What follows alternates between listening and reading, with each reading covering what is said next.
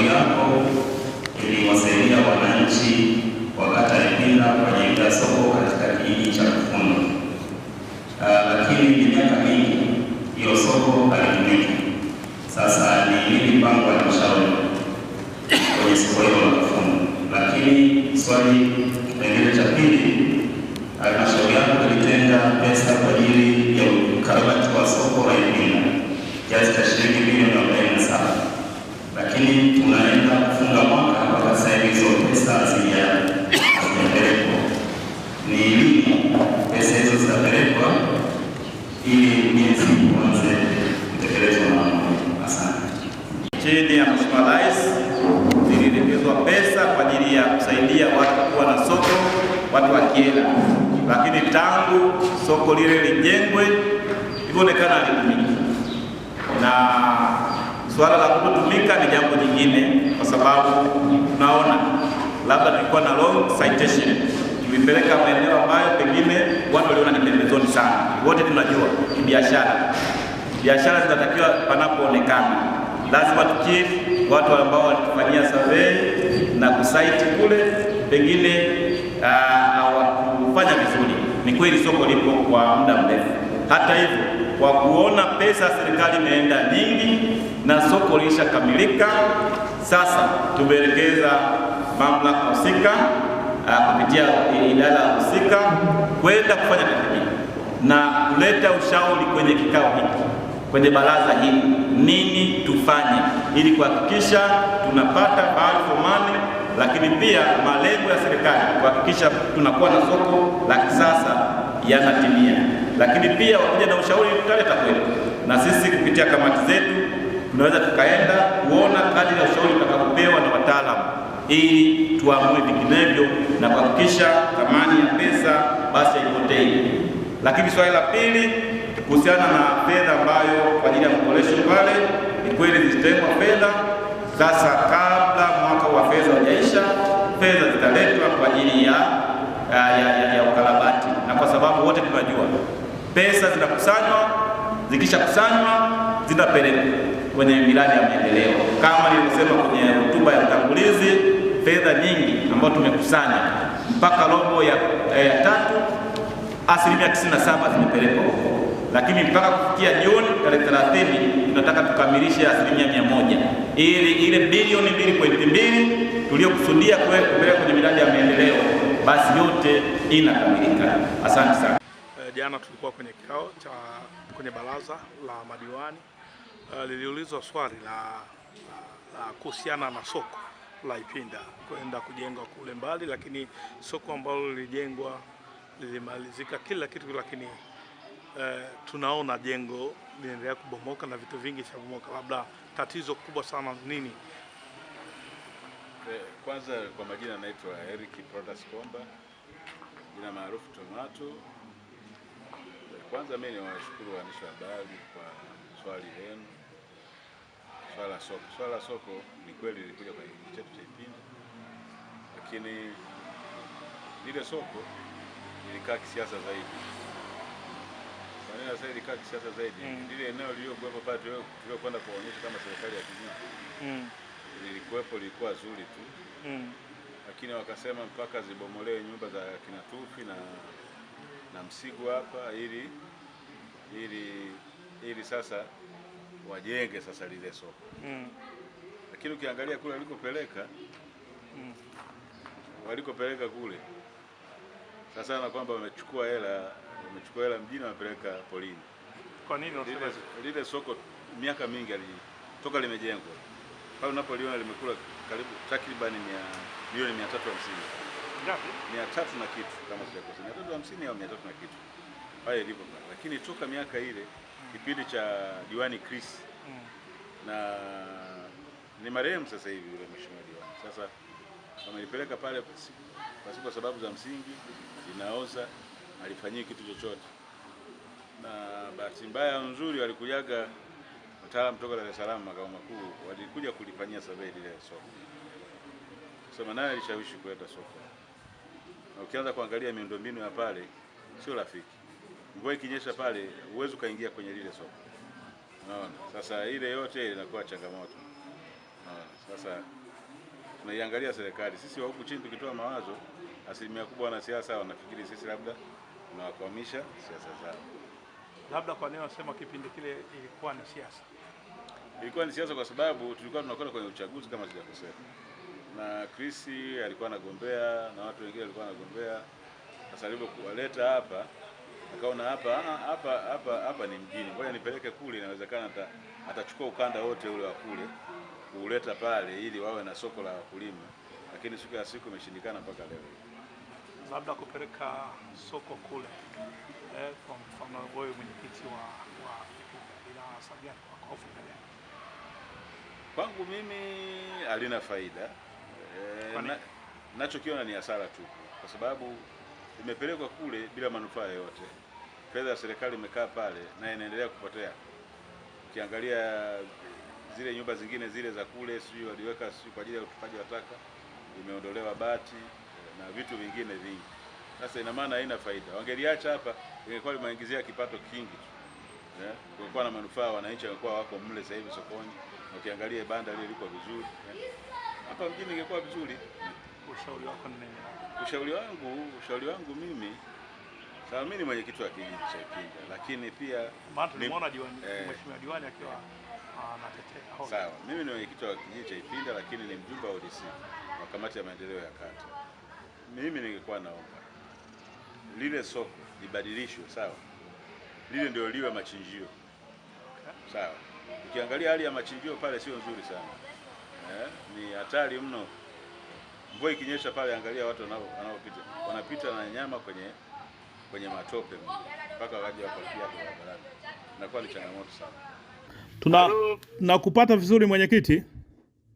Naam. Habari ya mchana ya jioni. Salama. Habari za kazi? Salama kabisa. Naam. Poleni na misukosuko na kazi mbalimbali kuwahudumia wananchi. Asante, tumeshapoa, tunamshukuru Mungu, tunaendelea vizuri. Asante. Unaongea uko live ndani ya Ipinda Online TV, kituo ambacho kiko ndani ya wilaya ya Kyela. Naam. Asante. Samani bwana mwenyekiti, kuna swali ambayo ilijitokeza jana pale, lakini ulijibu vizuri, lakini pia tungependa sasa kujua wananchi pia wa Ipinda. Tulitembelea lile soko, tumelikuta limeoza kabisa, miundombinu kabisa ipo kabisa. Labda napenda kuwafahamisha sasa wananchi wa Ipinda, lakini pia tukatembelea na soko la zamani ambao wanalitumia kwa sasa, lakini pia wananchi wamelalamika.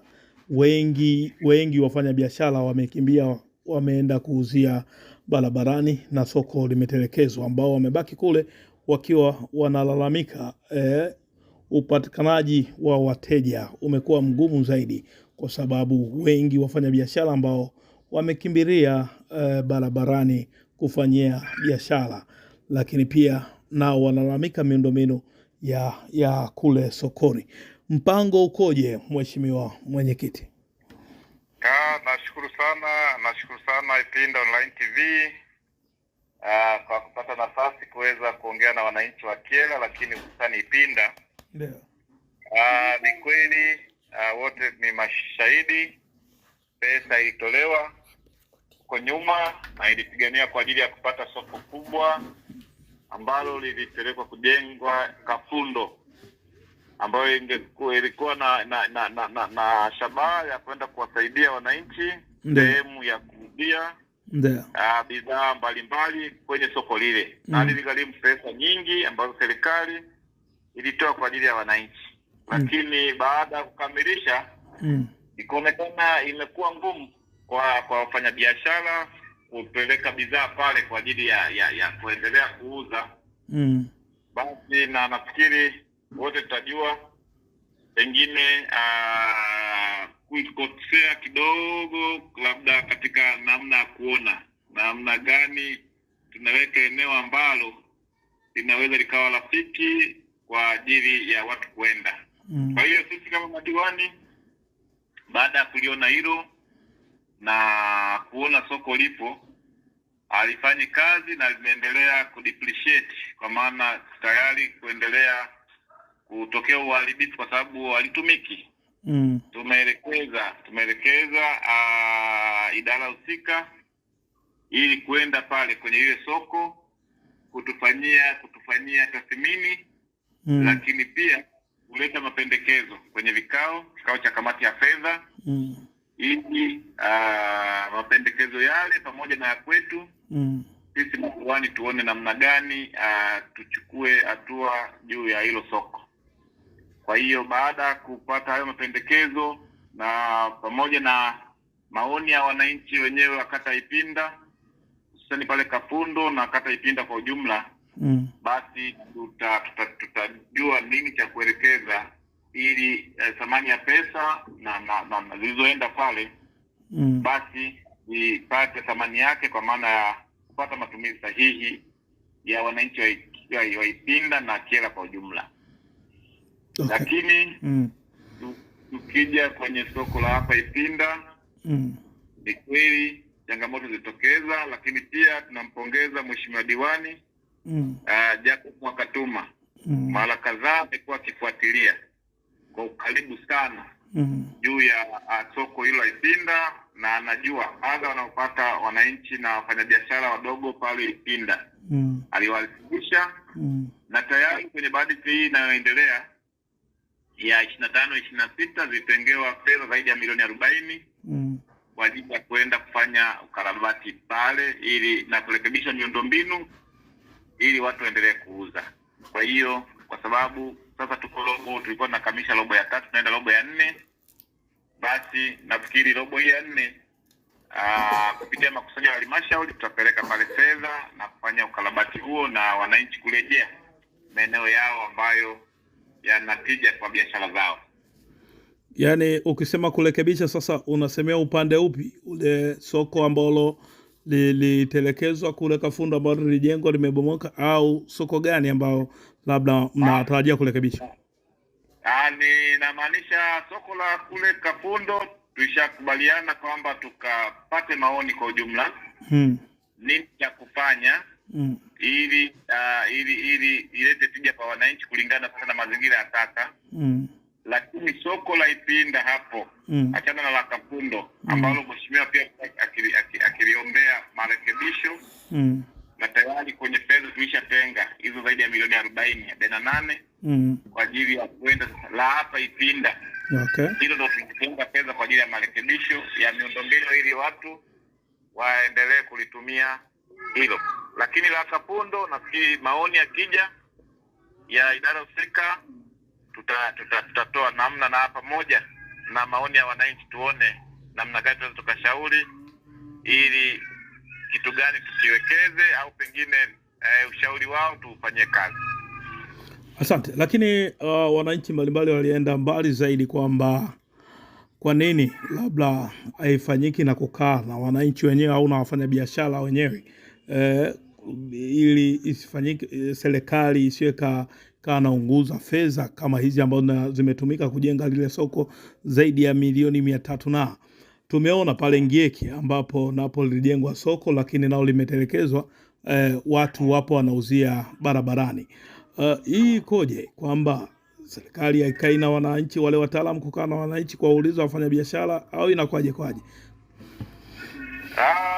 Ndugu mtangazaji, nakushukuru mwandishi habari, na ni kweli na inawezekana si maeneo hayo na maeneo mengine hapa nchini utaona tunakuwa na pressure kubwa na makusudi ya serikali kupeleka kwa ajili ya kuweka mazingira sahihi ya watu kwenda kufanyia biashara hizo. Lakini baada ya soko kujengwa, basi tunakuta matumizi yake tena wanaanza kuona ni mbali, mzunguko kule hakuna, watu wapiti mara kwa mara. Wakati mwingine kunatokeza pia changamoto za miundombinu na wewe utaona.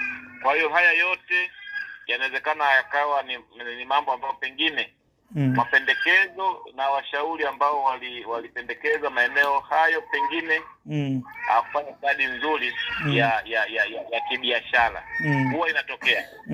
Huwa inatokea, lakini Kazi ya serikali pia ni kurejea na kuchukua maoni ya watu na kuona tunafanyaje, lakini utaona serikali hii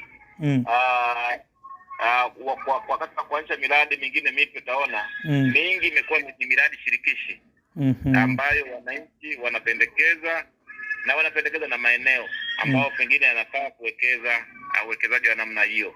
Ndio maana utakuta mengi yanayoanzishwa saa hizi masoko basi yanakuwa na tija zaidi.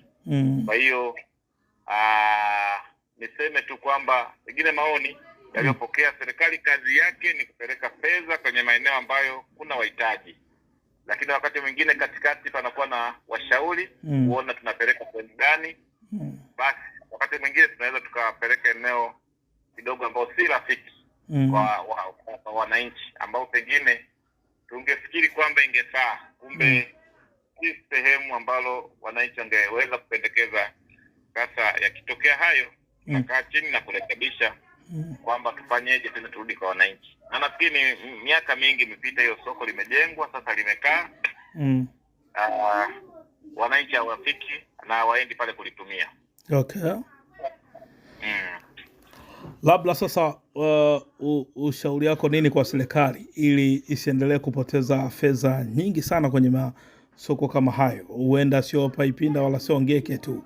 Una neno gani kwa serikali pale wanapoenda kuenda kusaidia wananchi kuwawekea masoko na vitu mbalimbali? Nashukuru sana.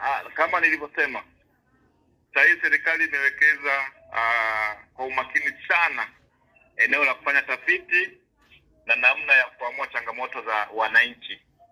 Kwa hiyo miradi mingi kwa sasa imekuwa ni miradi shirikishi, na pamoja na mawazo ya wataalamu, kabla fedha haijafika pia wanashirikisha wananchi na wanatoa maoni yao na kuona eneo sahihi la kuwekeza ni eneo fulani. Ndio maana utakuta wakati mwingi wa miradi hii wanafika kuongea na wananchi, tunafika tunaongea nao, na baadaye wananchi wakitoa maoni yao, basi pamoja na yale ya kitaalamu tunaboresha na kuweka maeneo husika. Na hiyo ndio kazi ambayo inafanywa kwa sasa. Kwa tutegemei tena miradi ya serikali ambayo Mheshimiwa Rais analeta pesa nyingi pamoja na serikali, lakini ili baada ya uwekezaji huu miradi ikae bila kunufaisha. Hilo nafikiri linaendelea kurekebisha serikalini, na naamini hakuna miradi ambayo itafanyika kwenye halmashauri yetu isiwe na tija kwa watu, kwa sababu tutawekeza sana kupata maoni ya wananchi ili miradi iwe na tija. Neno lako kwa wananchi wa Ipinda, na wewe ukiwa awamu yako ya kwanza kabisa kuwa mwenyekiti wa halmashauri ndani ya wilaya Kyela. Neno lako kwa wananchi wa Ipinda na Kyela kwa ujumla. Neno langu la kwanza, wananchi wa Ipinda, tuendelee kuchapa kazi. Na mimi naamini Ipinda inakuwa, Ipinda inabadilika kwa kasi. Naona uwekezaji umekuwa mkubwa, huduma za kijamii zimekuwa nyingi, na hata serikali chini ya Dr. Samia Suluhu Hassan imeendelea kuwekeza sana Ipinda, miradi mingi. Wito wangu ni kwamba tuendelee kuchapa kazi. Panapokuwa na changamoto, basi kupitia viongozi wetu wenye viti wa vijiji, vitongoji, lakini mheshimiwa diwani, basi ziletwe katika ngazi ya halmashauri ili tuendelee kushirikiana kwa kile tunazitatua. Na sisi kazi yetu ni kumpelekea Mheshimiwa Rais Dr. Samia Suluhu Hassan. Taona hapo Ipinda umeendelea kurekebishwa siku hadi siku. Baada ya kituo chetu cha afya kukijenga, tumeendelea kuboresha na majengo mengine, lakini sasa tumeenda kuwekeza ujenzi wa fence, ukuta kituo chetu cha afya pale, lakini pia na miundombinu mingine kule Kafundo sekondari. Taona Mheshimiwa Rais ameendelea kuweka pesa nyingi kwenye mabweni na kwenye miundombinu. Kienda shule ya msingi Ipinda tumeendelea kuikarabati. Kwa hiyo na barabara, ukiangalia miradi ya maji kule Ikulu watu wanaendelea kupata maji, na miradi kadha wa kadha. Waendelee kuiunga kazi ya Mheshimiwa Rais ili tuendelee kuiboresha Ipinda yetu, ili endelee kuwa na miundombinu mizuri, lakini pia tuendelee kuilinda miundombinu yetu. Huo ndio wito wangu. Asante sana, na maswali mawili ambayo sio ya lazima sana, au sema maswali au maombi. Lakini pia kwanza jina, naona bado hajua anaongea na mwenyekiti anaitwa nani kutoka naitwa Tobias Joseph Mwamkonda, diwani wa kata ya Itope, lakini mwenyekiti wa halmashauri ya wilaya ya Kyela. Tuliongea na mwenyekiti wa kijiji cha Ipinda, akiwa anasema kwamba ofisi zote zinahamishwa Ipinda na Ipinda ndo uso wa Ntebela, lakini ukicheki ofisi ya kata haipo, imehamishiwa wapi Kafundo, lakini ofisi ya kijiji haipo. Huduma mbalimbali za kijamii kumpata tu mwenyewe imekuwa ni changamoto. Ikikata simu yake ujue kwamba kijiji kimezimwa, akina mwenyekiti.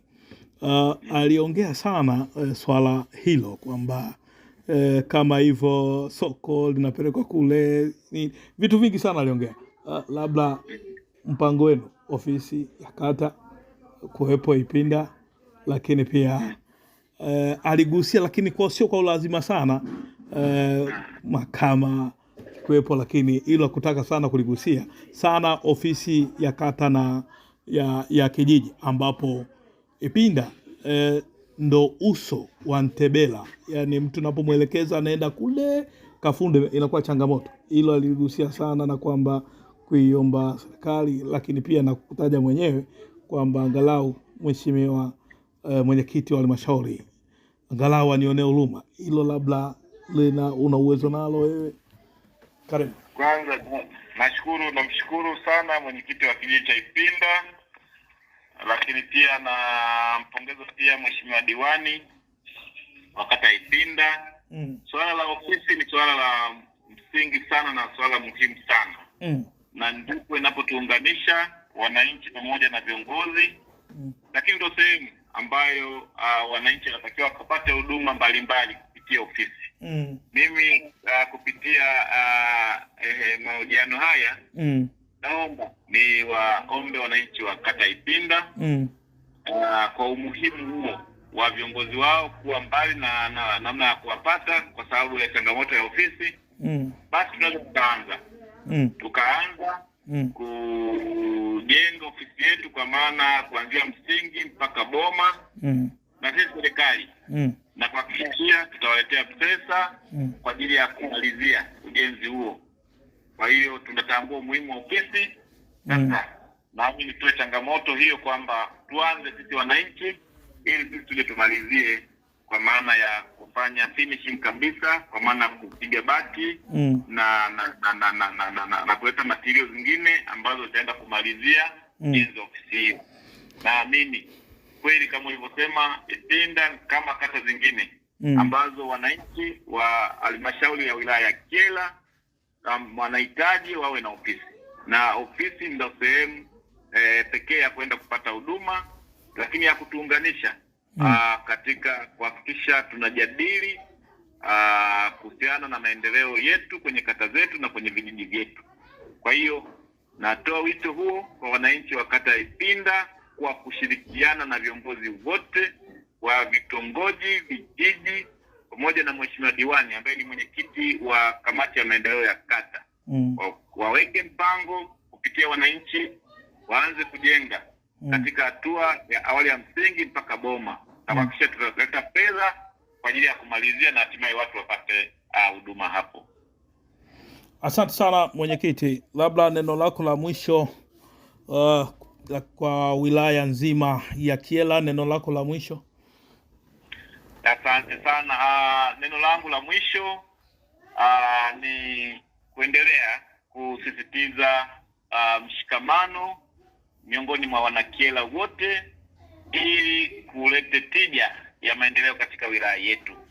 Ndugu mtangazaji, sisi wote viongozi wa kuchaguliwa, viongozi wa serikali na wananchi wote tunaunganishwa na Utanzania wetu, kwamba wote ni Watanzania. Kwa hiyo tujenge umoja wa mshikamano, sisi na viongozi, idara mbalimbali za serikali, jeshi la wananchi kuhakikisha amani, usalama na utulivu wa halmashauri yetu unakuwa kwenye mikono salama. Huo ndio wito wangu mkubwa. Asante sana. Mara mwisho kabisa, sole kabisa, tulisahau kupitia vijana. Tunaona Kyela kuna vipaji vingi sana. Lakini pia tulimsikia Mheshimiwa Rais akiwa anaongelea idara ya vijana, michezo, lakini pamoja na sanaa mbalimbali. Wewe ikiwa awamu yako ya kwanza, una mpango gani labda na vijana wa Kyela kupitia michezo, lakini pia na sanaa? Tunashukuru sana ndugu mtangazaji. Ni kweli mimi na tafsiri sanaa ni ajira. Michezo ni ajira. Bali na kuwa ni burudani, lakini pia ni ajira. Na tunasema kila Mungu amempa kipawa chake au kipaji chake.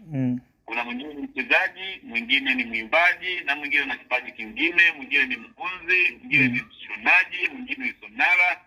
Lakini na fani mbalimbali ambazo Mwenyezi Mungu ametupatia. Kwa hiyo sisi kama halmashauri na kwa maelekezo ya serikali tumeendelea kuyatambua makundi haya yote. Na ongelea swala la vijana na sanaa, vijana na michezo. Tumeendelea kwanza, ili tucheze lazima pia tuimarishe katika eneo la uchumi. Toa mikopo ya wanawake, vijana na watu wenye mahitaji maalum, watu wenye ulemavu, mikopo kwa vijana. Kwa hiyo yote kwanza ni kujenga msingi imara wa kiuchumi kwa vijana. Lakini pia ili tukienda upande wa michezo, tukacheze huku tunajenga uchumi. Na baadaye tutaendeleza michezo yetu. Na nashukuru sana hapa juzi kulikuwa na Polisi Jamii Cup ambayo ilikuwa inaendeshwa, ilileta chachu kubwa. Na sisi kama viongozi wa serikali na Mheshimiwa Mkuu wa Wilaya, kama utakuwa ulifika siku ile, aliendelea kusisitiza hilo. Na sisi na pamoja na Mheshimiwa Mbunge akiwa ni mdhamini wa mashindano hayo mkubwa. Kwa hiyo alitanua wigo na kuonyesha njia juu ya umuhimu wa vijana. Kwa hiyo kuna timu ilitoka hapo Ipinda, nikiri kwamba ni timu nzuri na vijana wana vipaji sana, na mimi naamini wana uwezo wengine pale wa kuchezea mpaka ligi kuu. Pamoja na vijana wa Kudengeti ambao walifika finali. Kwa hiyo tuna dhamira hiyo ya kuendelea kupromote michezo katika maeneo mbalimbali, lakini na sanaa na kila kitu. Kwa hiyo ni wito sasa kwa vijana. Kitambua kipaji chako, basi anza kukipigania. Na sisi pale tutakuwa kwa mkono wa serikali, basi tutaweka ili kuhakikisha tunachangia katika hizo tasnia, na watu wazidi kuweka hizo kuwa ni sehemu ya maisha, sehemu ya ajira, na waweze kufika mbali. Unawaambia nini wale vijana ambao wamejikatia tamaa lakini wako mtaani? Kuna shughuli kama hizo za michezo na nini, lakini tunawaona wengi wanaendelea kunywa, kuna pombe zinaitwa vikali, mtu anapotelea kijana humo. Lakini pia ukiangalia nao mabinti nao wako kwenye makundi hayo. Kama mwenyekiti, una neno gani, una ushauri gani kwao?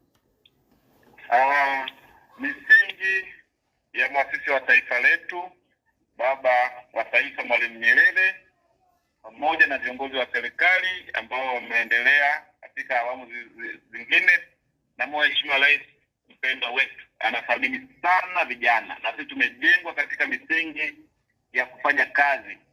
Ukiangalia misingi aliyotuanzishia baba wa taifa, Azimio la Arusha, lakini kazi na kujitegemea ndio nguzo muhimu. Mimi niseme kila binadamu kiimani kuna kitu Mungu ameweka ndani yake. Kwa hiyo aonyeshe kile kipaji, lakini pia kukata tamaa sio solution kwenye maisha haya.